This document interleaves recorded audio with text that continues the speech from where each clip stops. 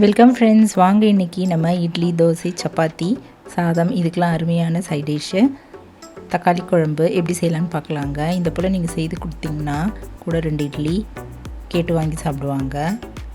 வாங்க இப்போ அருமையான தக்காளி குழம்பு எப்படி செய்யலான்னு பார்க்கலாங்க. அதுக்கு என்னென்ன தேவைன்னு பார்க்கலாம். இப்போ ஒரு 3 தக்காளி எடுத்துக்கலாங்க.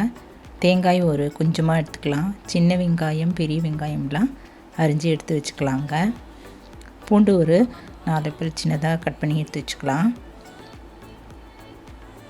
காஞ்ச மிளகாய் காரத்துக்கு தகுந்தபடி எடுத்துக்கலாம். இதில் நான் ஒரு 4 காஞ்ச மிளகாய், வரமிளகாய் எடுத்துட்டேங்க. சின்ன வெங்காயம் நம்ம தோல் உரித்து எடுத்து வச்சுக்கலாம்.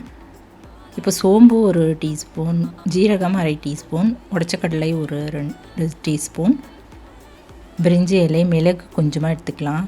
2 கிராம்பு, 2 ஏலக்காய், 2 பட்டை எடுத்துக்கலாங்க. தனியாத்தூள் 1.5 டீஸ்பூன் அளவு எடுத்துக்கலாம்.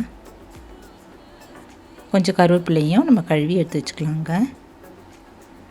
வாங்க இதை எப்படி செய்யலான்னு பார்க்கலாம். இப்போ அடுப்பில் ஒரு கடாய் வச்சுட்டதில் ஒரு 2 ஸ்பூன் அளவு எண்ணெய் ஊற்றிட்டு எண்ணெய் காஞ்சதும் நம்ம ஒரு பட்டை, லவங்கம், இந்த மசாலா பொருள்லாம் போட்டு தாளிச்சிக்கலாம். ஏலக்காய், மிளகு இதெல்லாம் போட்டு வறுப்பட்டதோ கூடவே சோம்பும் போட்டுட்டு ஜீரகம் இதெல்லாம் போட்டு நல்லா வறுத்துக்கலாங்க. மிளகாயும் இதோடு சேர்த்து போட்டுக்கலாம்.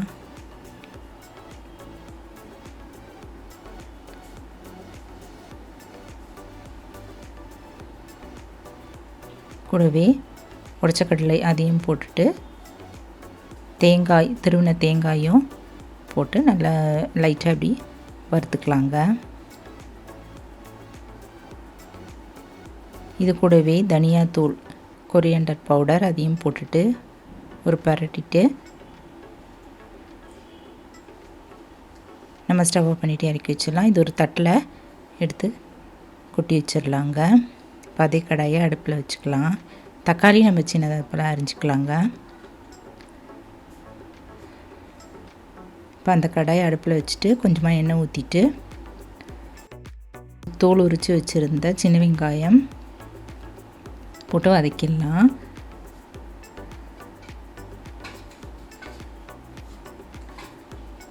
கூடவே தக்காளியும் போட்டுட்டு வதக்கிக்கலாங்க.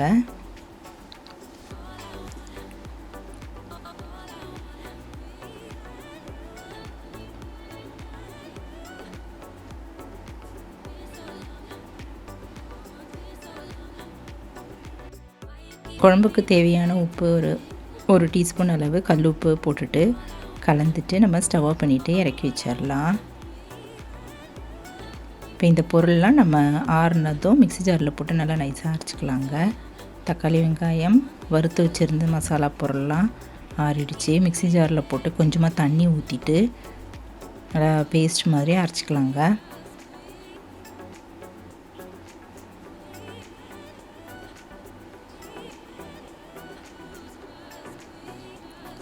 இது போல் நல்லா நைஸாக அரைச்சி எடுத்து வச்சிடலாம்.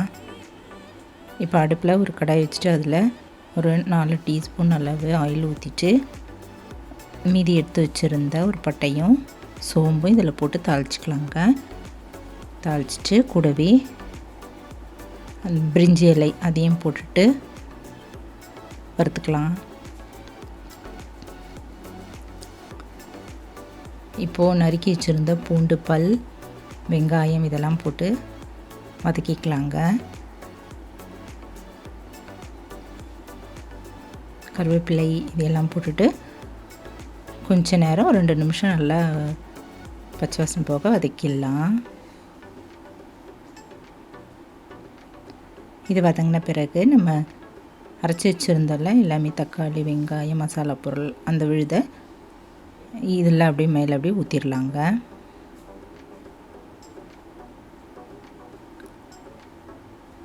இதை நம்ம கழுவியும் கொஞ்சமாக தண்ணி இதில் ஊற்றிட்டு கழுவி இதில் ஊற்றிக்கலாம். கொதிக்கிறதுக்கு தகுந்தபடி இதில் தண்ணியை ஆட் பண்ணிக்கலாங்க. நம்ம இது கொஞ்ச நேரம் கொதிக்க வைக்கணும். அதனால் கொஞ்சமாக தண்ணி ஆட் பண்ணிவிட்டு குழம்பு பதத்தில் நம்ம இதை கலந்துட்டு மூடி வச்சிடலாம். இது நல்லா கொதிக்கிட்டோங்க. உப்பு இப்போ பத்தலைன்னா கூட இதில் செக் பண்ணிவிட்டு போட்டுக்கலாங்க. நல்லா கொதிச்சிருச்சு.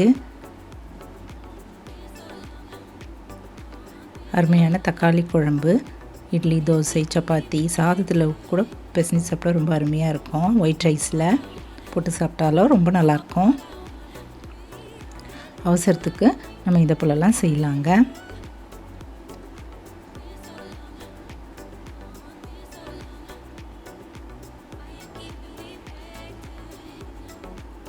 கொதிச்சுதான் நம்ம இது மேலே வந்து கொத்தமல்லி தழைகள் தான் தூவிட்டு இறக்கி வச்சிடலாம்.